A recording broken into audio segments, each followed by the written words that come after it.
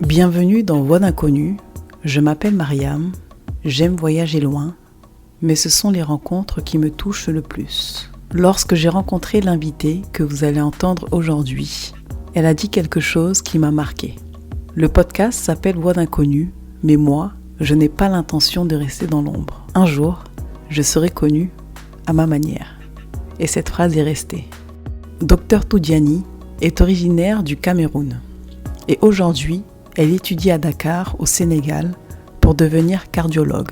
Son parcours est fait d'années d'études, de persévérance et d'une détermination à aller là où elle a décidé d'aller. Dans cet épisode de Voix d'inconnu, découvrez l'histoire d'une femme pionnière qui transforme ses défis en héritage pour les générations futures. Alors prenez un instant, tendez l'oreille, parce que derrière chaque voix, il y a une personne, et derrière chaque personne, il y a une histoire qui mérite d'être entendue. Bonjour, docteur Toudiani. Bonjour, comment vous allez? Moi, je vais très bien. Ça Merci va de... bien. C'est un honneur pour moi de vous recevoir aujourd'hui. Lorsque nous avons préparé cet entretien, vous m'avez dit que vous seriez connu un jour, sans aucun doute, même si Hmm. ce n'est pas encore le cas aujourd'hui. Qu'est-ce qui nourrit cette certitude en vous? Disons que j'ai déjà vu et imaginé mon parcours, mon destin et que je sais que ma vie est faite de sacrifices envers l'humain ou bien l'humanité ou bien, s'il faut mieux le placer, l'Afrique pour moi. Ça a commencé par le fait que je me voyais pas vraiment comme une enfant ordinaire de le bas âge. C'est vrai que c'était pas facile. En grandissant, j'ai remarqué que je suis pas faite juste pour faire les choses comme tout le monde et que je dois être la première dans ce que je fais parce que c'est ce qui était devant moi et que j'avais pas vraiment le choix. J'étais obligée d'être la première et la pionnière dans tout ce que je faisais. Alors, je m'appliquais au mieux que je pouvais. Quoique j'avais déjà cette vision de la chose sans le savoir. Pour qu'on comprenne bien votre parcours, est-ce que vous pouvez nous expliquer dans quel environnement vous avez grandi et évolué et où est-ce que vous en êtes aujourd'hui exactement? J'ai grandi au Cameroun, plus précisément à Yaoundé, avec mon papa. Selon quelques circonstances, il nous a déplacés de l'extrême nord du Cameroun vers le centre du Cameroun. C'est-à-dire à l'extrême nord du Cameroun, c'est la zone la plus peuplée, je pense la plus démunie, et c'est également la zone la plus sous-scolarisée. Là-bas, les femmes ou bien les filles ne vont presque pas à l'école, pour ne pas dire ne vont pas du tout à l'école. Mon père a été conseillé par une de ces femmes et c'est comme ça qu'il nous a ramenés au centre du Cameroun pour pouvoir faire des études. Chose que lui-même, il n'a pas eu la chance de faire. On est venu combler un peu ses rêves à lui. C'était d'abord ça le premier déclic. C'était ça, ce déplacement-là pour représenter une communauté vraiment très minoritaire, sous-représentée, où la femme n'a vraiment pas le droit disons, de l'éducation, si on veut, mais c'était un peu ça dans ma communauté, quoi. Et comment vous en êtes arrivé à exercer le métier de chirurgien aujourd'hui? Techniquement, je suis encore en cours de devenir chirurgien parce que je n'ai pas encore fini le cursus de spécialisation. Après l'obtention du diplôme de doctorat en médecine, quitter le Cameroun pour venir au Sénégal, c'était le parcours du combattant. Il fallait y croire parce que personne n'y croyait. Que ce soit mon père, que ce soit mes frères, tout le monde me traitait de folle. On me disait non, mais attends, toi, en te voyant, c'est pas possible, c'est impossible. À cause de mon physique, c'était pas forcément à cause de ce que j'avais dans la tête ou bien de ce que je pouvais obtenir comme résultat, pas du tout. C'était juste basé sur mon physique et sur mon genre. Franchement, c'était même pas que cette question financière. Au point où on me demandait, mais est-ce que tu ne comptes pas te marier? Et cette question, je dirais, patriarcale qu'on te pose à chaque fois. Donc, c'était un peu ça. Mais c'était difficile, c'était difficile. Il a fallu batailler. Donc, j'ai postulé près de 2 fois ou 3 fois pour faire la spécialité de chirurgie. Et il faut savoir qu'à chaque fois que j'ai postulé, j'ai eu l'admission. Malheureusement, à chaque fois, il y avait quelqu'un ou quelque chose qui me bloquait. Et puis à la dernière minute, c'était ça passe ou ça casse, il fallait absolument, disons que j'ai été un peu plus sage ou bien plus maligne, je ne sais pas, pour pouvoir bouger les choses et arriver où je suis. Sinon, c'était pas possible, ça allait encore. Et quel est votre domaine dans lequel vous êtes spécialisé aujourd'hui? Disons que c'est un domaine très particulier et très sensible. C'est la chirurgie thoracique et cardiovasculaire. Donc, disons chirurgie cardiaque et thoracique. Au Cameroun, cette branche n'est pas encore une spécialité pratiquée officiellement. Donc, c'est vrai qu'il y a une clinique qui pratique ça, mais c'est un hôpital, une institution confessionnelle qui est, disons, sponsorisée par une institution confessionnelle, mais qui permet de faire ces opérations-là. La plupart des Camerounais sont obligés de quitter le territoire pour aller ailleurs pour se faire des chirurgies cardiaques, des chirurgies de transplantation rénale, et d'autres qui n'ont même pas le choix sont obligés, bon voilà, malheureusement de succomber à la maladie. Voilà, il n'y a pas quelqu'un qui puisse les aider pour ça. Être la première femme à se porter volontaire à ce sacrifice, je trouve que c'est assez osé quand même. Et pourquoi vous parlez de sacrifice? Parce que la chirurgie cardiaque est tellement longue, la formation de cette spécialité est très longue, extrêmement longue. Elle peut faire 20 ans. Pour former un chirurgien cardiaque, presque 20 ans. Et c'est pour ça que la question, mais toi, tu es une femme, revient sur la table. À cause de la durée de cette formation. Je dirais pas que c'est impossible. Parce qu'il faut regarder dans d'autres pays, que ce soit au Canada, que ce soit en France, que ce soit aux États-Unis, en Australie, en Inde, en Chine, il y a des femmes chirurgiens cardiaques. Mais combien? C'est ça la question, c'est combien? C'est vraiment pour l'Afrique centrale, surtout pour le Cameroun, je pense que je suis la première pour ma région, en tout cas pour la région de l'extrême nord. Je suis l'une des premières. Les autres, ce sont des hommes, parce que justement, il n'y a personne qui a voulu s'aventurer. C'est vrai que c'est long. Je n'imaginais pas que ça durait autant de temps. Justement, d'être la première femme dans ce domaine au Cameroun et dans la région d'Afrique centrale d'une manière plus générale, qu'est-ce que ça représente pour vous? Ça représente un très, très, très grand défi sur le plan santé publique et démographique, parce qu'il faut compter un seul chirurgien pour plus de 4 régions que je devrais gérer. Par rapport à ces sacrifices dont vous parlez, est-ce que vous avez déjà pensé à abandonner ou à faire autre chose? Ce serait utopique de dire que je n'ai pas pensé à abandonner une fois. Déjà, les études médicales, après le bac, 7 8 ans, c'est pas du tout évident. On pense à abandonner tôt ou tard. Ceux qui arrivent à se relever, c'est parce qu'ils ont eu un soutien familial, un soutien psychologique quelque part, que ce soit de leur mère, de leur oncle, de leur cousine, de leur cousin, mais venu de quelque part qui leur a dit tu ne peux pas abandonner, arriver si loin, parce que c'est pas évident. Au moment où on était le plus bas, on nous disait vas-y, crois en toi et avance. Et puis après pour la spécialisation, c'était beaucoup plus moi qui me battais à arriver à ce niveau-là. Parce que là, à ce moment-là, je n'avais aucun soutien. À ce moment-là, c'était moi contre tous. Tout le monde me disait, voilà, ce choix de spécialité n'est pas approprié pour toi. Qu'il faut être réaliste et accepter le fait que ce n'est pas pour toi. Mais je leur ai dit, il faut bien que quelqu'un le fasse tôt ou tard. Et peu importe la spécialité que je choisis ou bien que je choisirai, il y aura toujours de la souffrance, quoi qu'on fasse, quoi qu'on dise. Et puis, il me disait, non, mais après, toi, tu es une femme, le temps, tu n'as pas le temps de ci, tu n'as pas le temps de ça. J'ai dit, non, le temps, il finira toujours par passer. Quoi que je choisisse, que ce soit la facilité, la souffrance, je ne sais pas, peu importe, le temps va toujours passer. Qu'est-ce que ça change? Mais au moins, je veux choisir où je vais souffrir. C'est au moins ça que j'ai demandé. Laissez-moi choisir où je vais aller souffrir volontairement. C'était très difficile, mais voilà, je suis arrivée à être l'une des premières et j'espère pouvoir instaurer un système qui puisse aider la plupart des populations du Cameroun et de pouvoir soigner le plus d'enfants qui ont des malformations cardiaques à la naissance, ceux qui grandissent avec des malformations cardiaques. Et c'est très compliqué. J'en ai vu qui sont partis. J'en ai vu. Et ça m'a tellement touchée que j'ai dit non, je veux le faire. Même s'il n'y a personne qui va se dédier à la tâche, je préfère dédier ma vie à ça, c'est pas grave. C'est comme ça que je suis arrivée à cette conclusion.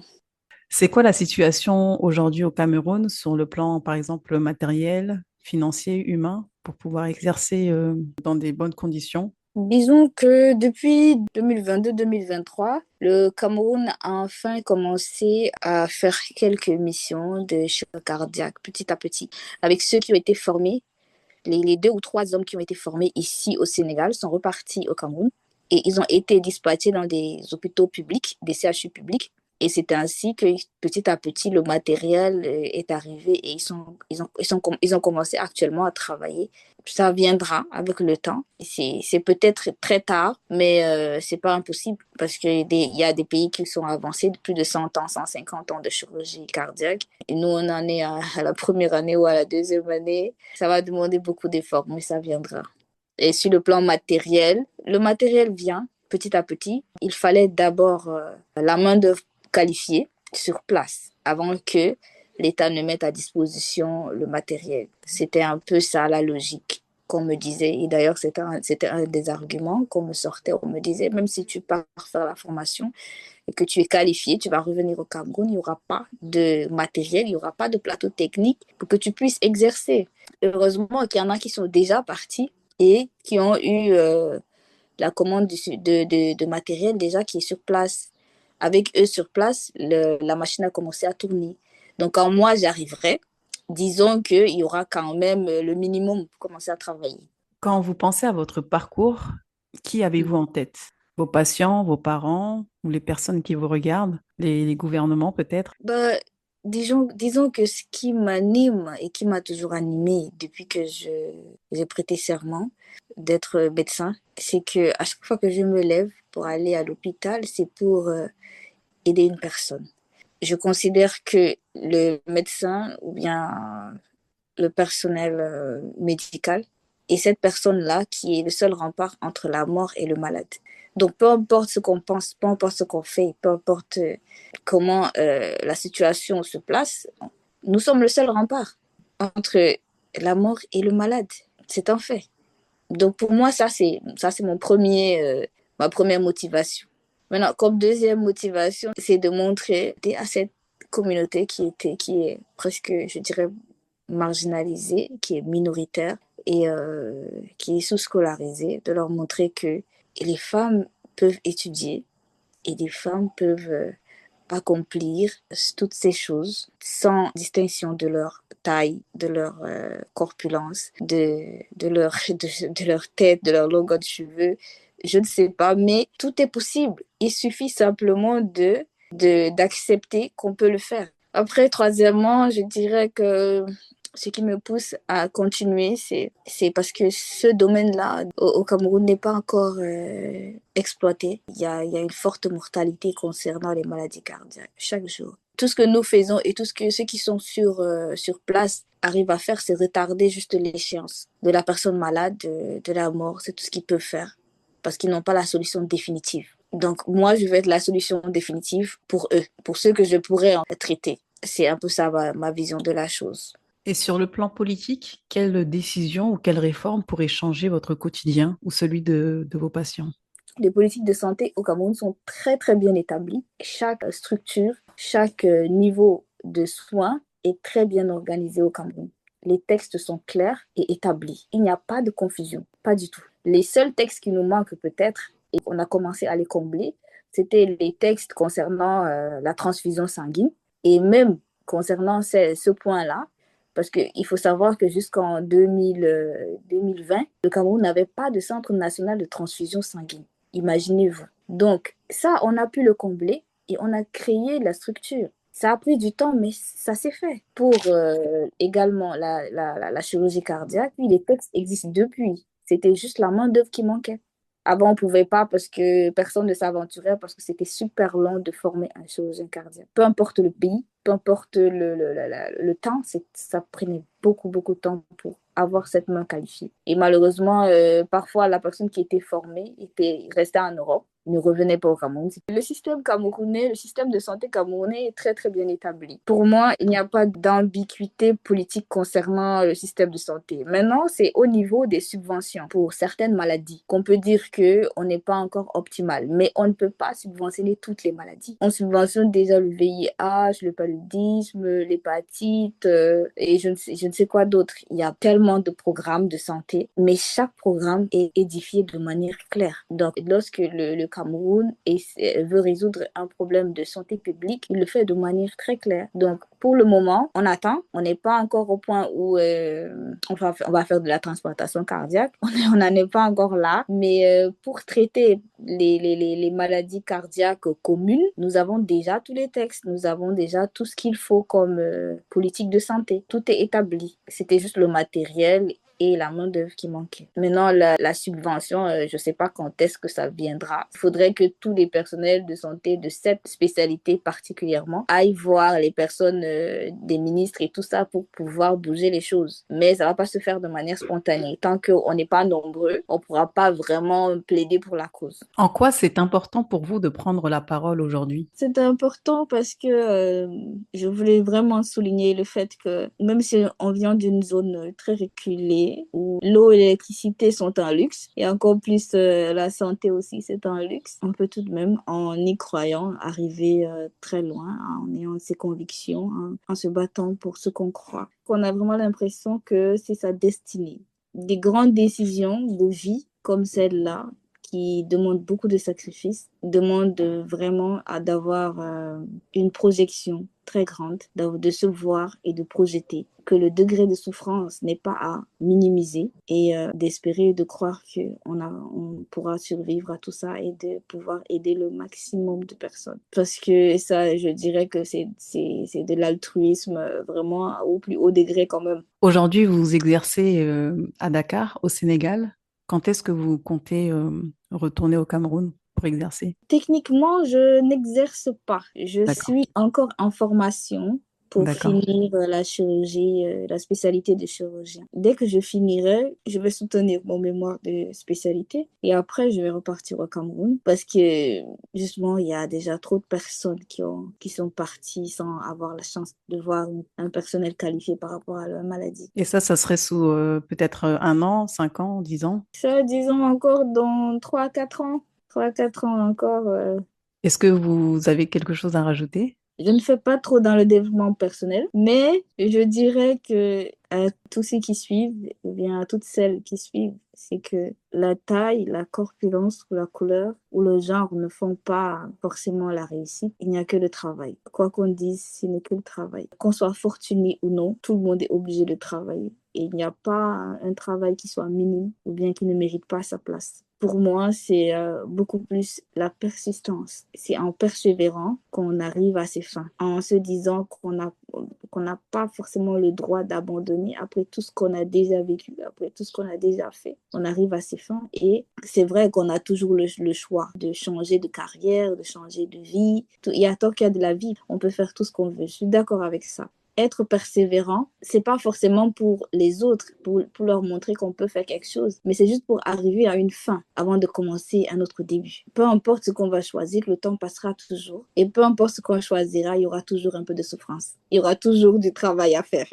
Donc, à la fin de la journée, à la fin de l'existence, il faudrait choisir. Peut-être on n'a pas à choisir la famille où on est né, mais on est capable de choisir quelle souffrance on va subir jusqu'à la fin. Docteur Toudjani, merci. Merci beaucoup, merci beaucoup. C'est simplement du partage, donc merci d'avoir pris le temps de partager avec nous votre parcours et vos combats du quotidien avec autant de sincérité. Derrière la chirurgienne pionnière, nous avons découvert une femme guidée par la détermination et le sens du devoir, une voix qui n'est peut-être pas encore connue de tous, mais qui inspire déjà par sa force et son authenticité. Merci d'avoir ouvert cette fenêtre sur votre vie et votre spécialité. Vous nous rappelez que derrière chaque blouse blanche, il y a toujours une histoire, une détermination et un cœur qui bat pour les autres.